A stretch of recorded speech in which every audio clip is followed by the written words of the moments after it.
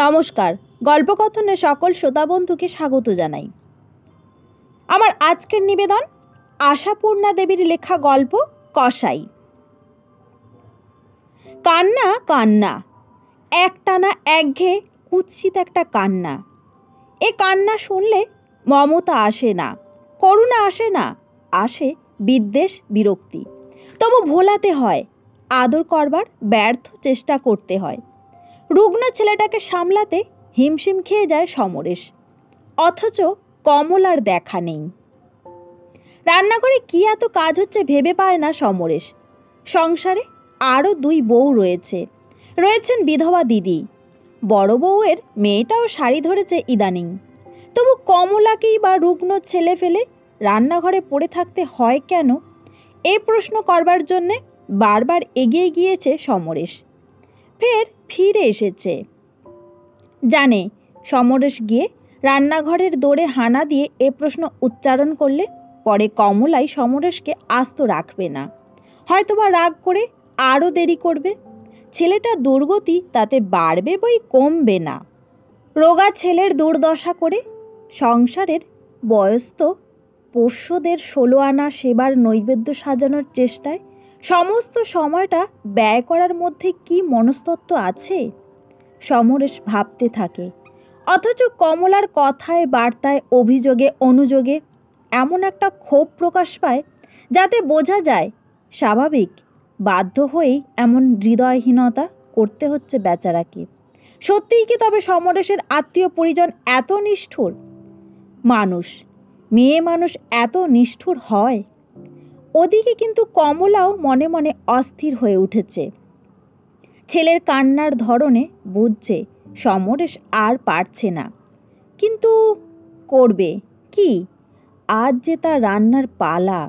কমলা যদি পালা ফাঁকি দিতে চায় চলবে কেন? কচি ছেলে আর কার নেই, কার হচ্ছে না? রোগ অসুখী বা কার ছেলে নেই? তবে হ্যাঁ, কমলার মতো ছেলেকে এমন বেয়ারা আবদেরে করে মানুষ করে না কেউ। এই ধরনের কথা বেশি বলেন বড় যা। 1 থালা রুটি বেলে কমলার উনুনের দিকে ঠেলে দিয়ে তিনি বলে ওঠেন, কান্না কান্না বাপস, বাড়ি শুদ্ধ লোকের কানে তালা ধরে গেল। ছেলে বটে একখানা সেজ বউয়ের, দেখতে তো চামচিকেটি, গলা যেন ভাঙা কাঁসর।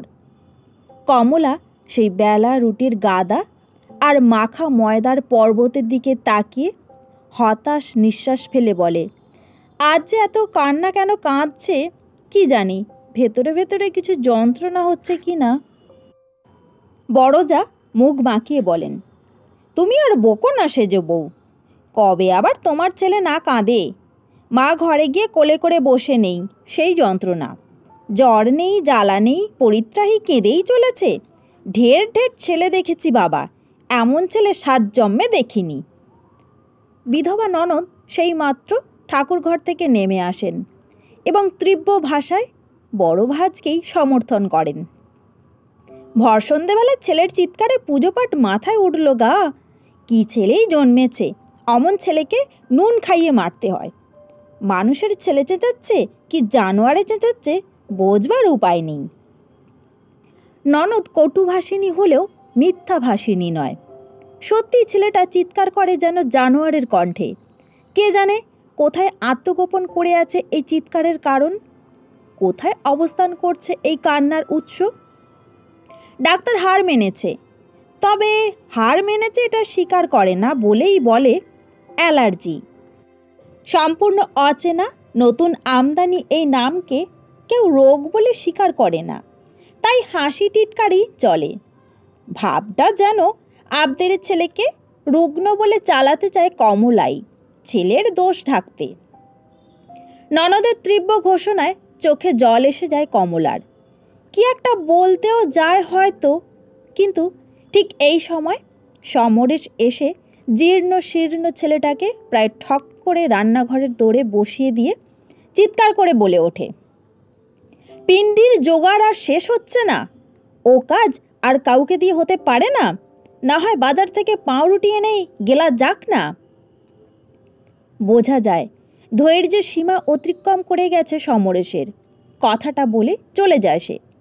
মুহূর্তের জন্য উপস্থিত সকলেই চুপ করে যায়, কিন্তু সে মুহূর্তের জন্যই। পরক্ষণেই ক্ষণক্ষণ করে ওঠেন বড়জা। যাও গো যাও সেজ বউ, ছেলে কোলে করে ঘরে বসো গে, দেখলে তো বাড়ি শুদ্ধ লোকের পিণ্ডদান হয়ে গেল। স্পষ্ট করে বললেই হয়, বউ রাঁধতে পারবে না, ছেলেকে চিমটি কেটে কাঁদিয়ে এমন ঠেস দিয়ে কথা শুনিয়ে দিয়ে যাবার দরকারটা কি ছিল? কমলা ব্যস্ত হয়ে হাত ধুতে বোধ করি ছেলেকে তুলতেই যাচ্ছিল। এই কথায় সহসা ওর মাথায় আগুন জ্বলে ওঠে।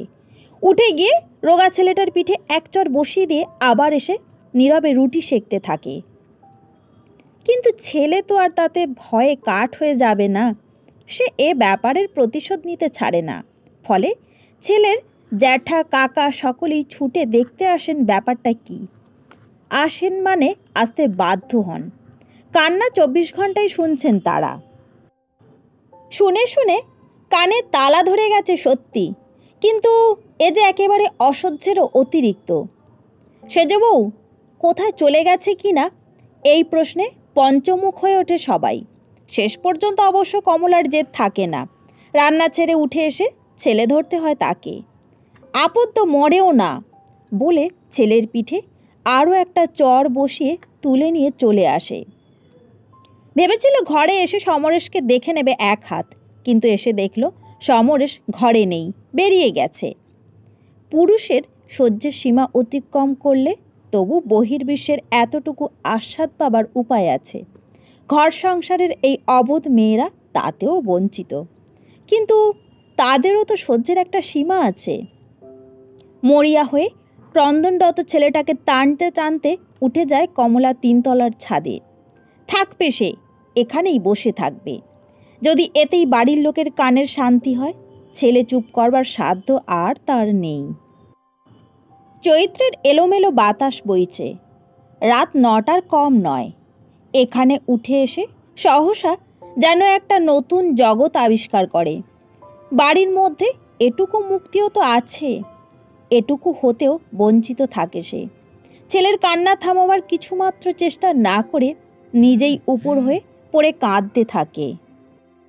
আর আশ্চর্য, হঠাৎ একসময় অনুভব করে কই আর কাঁদছে না তো। মুখ ফিরিয়ে দেখে বসা ছেলেটা কখন শুয়ে ঘুমিয়ে পড়েছে। সহসা একটা কথা মনে হয় কমলার। গরমের জন্য কাঁদে না তো ছেলেটা, হয়তো তাই। সমরেশ খালি ঠান্ডা লাগার বাতিকে ছেলেকে আষ্টে পৃষ্ঠে মুড়ে রাখতে চায়, বেচারা ওই জন্যেই কাঁদে। কাল থেকে যা হোক করে সন্ধ্যাবেলা একবার ছাদে এসে ছেলেকে ঘুম পাড়িয়ে যাবে। কাছে সরে গিয়ে আঁচলটা তার গায়ে ঢাকা দিয়ে চুপ করে বসে থাকে। না, নিজে থেকে কিছুতেই নামবে না সে। সমরেশ এসে সাধ্য সাধনা করুক তবে। বাড়িতে আগুন জ্বালিয়ে দিয়ে দিব্যি চলে যাওয়া হলো বাবুর। বাতাস উদ্দাম হয়ে ওঠে রাত্রি গভীর হবার সুযোগে। মৃদু জ্যোৎস্নায় ছেলের ঘুমন্ত মুখের দিকে তাকিয়ে কেমন যেন ভয় ভয় করে কমলার। আরও নিবিড় হয়ে কাছে সরে এসে আবার শুয়ে পড়ে। খানিকটা পরেই সমরেশ এসে দাঁড়ায়, সাধ্য সাধনার দিকে যায় না, ক্রুদ্ধ কণ্ঠে বলে, এর মানে কি? এই হাওয়ায় শুধু মাটিতে শুইয়ে রেখে দিয়েছ? খুন করতে চাও নাকি ছেলেটাকে? কমলা অবশ্য নিরুত্তর, এত সহজে কথা কওয়া চলে না। নিয়ে চলো, ডাক্তারবাবু এসেছেন। ডাক্তারবাবু? আর অভিমানের বায়নাক্কা রক্ষা করা চলে না।